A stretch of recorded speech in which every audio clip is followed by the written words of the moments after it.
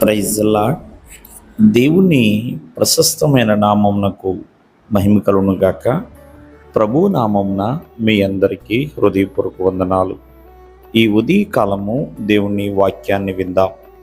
మత్తయి సువార్త 7వ అధ్యాయము 24వ వచనము. కాబట్టి ఈ నా మాటలు విని వాటి చొప్పున చేయు ప్రతివాడును బండ మీద తన ఇల్లు కట్టుకున్న బుద్ధిమంతుని పోలియుండును. ప్రియమైన వల్లరా, ఇక్కడ ఈ నా మాటలు విని అంటే ఆ దేవాది దేవుని యొక్క మాటలు విని ఎవరైతే నడుచుకుంటున్నారో వారందరూ కూడా బండ మీద ఇల్లు కట్టుకున్న బుద్ధిమంతుడిని పోలి ఉంటారు. అంటే బుద్ధిగల వ్యక్తిని పోలి ఉంటారు అని. బండ మీద ఇల్లు కట్టుకున్న వాడు ఒక స్థిరమైన పునాదిని తను కలిగి ఉన్నాడండి.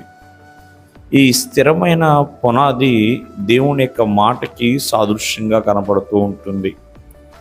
ఎందుకంటే దేవుని మాట వినవాడు మరి స్థిరత్వం కలిగి ఉంటాడండి. ఒక స్థిరమైన పునాదిగా తను జీవిస్తూ ఉంటాడు. అంతేకాకుండా దేవుని మాట వినే ప్రతి ఒక్కరూ కూడా ప్రియమైన వాళ్ళరా దేవుని చిత్తాన్ని చేసేవారిగా ఉంటారు.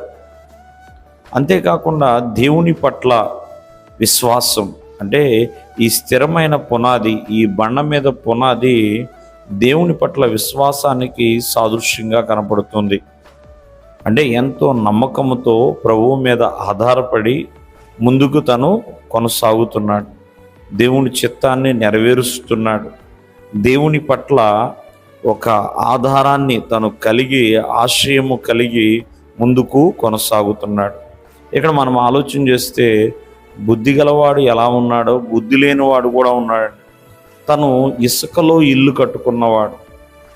ఇసుకలో ఇల్లు అంటే కూలిపోయే పరిస్థితిలో ఉంటుందండి. అంటే చాలామంది వ్యర్థమైన వాదనలు కలిగి ఉంటారు. అవి దేనికి ఉపయోగం లేనివి కదండి.